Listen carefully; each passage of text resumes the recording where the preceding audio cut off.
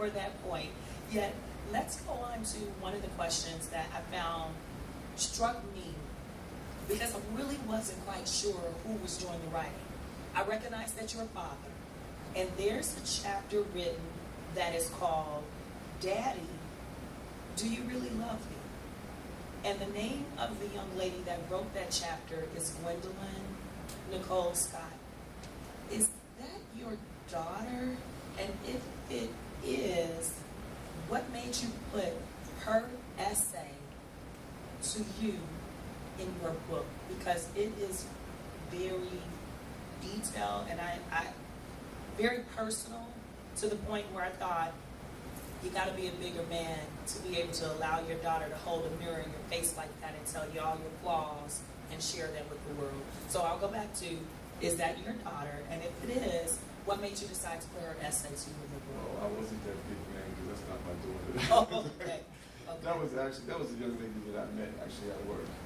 We happened to have a conversation. And in that conversation, the first thing she did was she said, I'm a therapist, and I talked about. So she was telling me one day how she just basically didn't trust men. So when she said that to me, I started crying. What was your childhood like? What was going on with this one? And she told me about the relationship that she had with her father. I thought that was very interesting.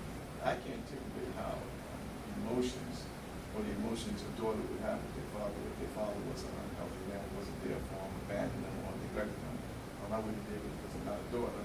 But she explained that to me, and I thought it was very important, from writing a book about relationships, I thought it was very important to put a piece in there about a relationship from a young lady who has a broken relationship with her father, a sick relationship with her father. So I thought that was very important because a lot of women, a lot of young ladies grow up in homes without that male figure, without that support, without that strength and that nurturing there from a male figure, and they have no role models to really go by, except for the ones they run into on the streets. So I thought it was very important to put that in there, as another topic of discussion. Topic of discussion, it definitely was, because as you said, there are a lot of young women who grow up where their dads are not in the home. I'm one of those young women. And even as I was reading through, having come from a home where drugs played a major part in destroying the family unit, I could relate to some of what she shared. Yet I kept thinking, oh my God, Ben is so much of a big man, and he put this in the book because she is letting him have it. Yeah, she was. Yeah, she was letting him have it. And coming to, now that you've revealed that that's not your daughter, that is a co-worker of yours who shared her personal story, do you know if her and her dad ever got to a point of reconciliation? No, she tolerates him. That's about as far as it's got. She tolerates him. She keeps him at a distance. Well, that's because he haven't changed his behaviors now. In my case, I've been clean for 25 years, but 18 of those years, I was out there doing some things. And there was some neglect with my older daughter. So our relationship, due to my 25 years of being in recovery, is completely here. But she knows me mostly as this person here. She doesn't know me as the active addict for the last 25 years, but that's a good, decent amount of time. So yeah, our relationship is completely healed. Oh, that's good.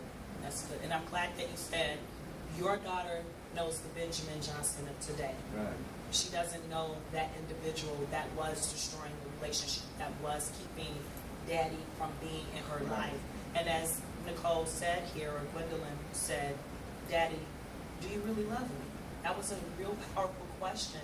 And it sounds like your daughter can say, my daddy loves me, because she has that relationship with him now. My daughter's, they're adults.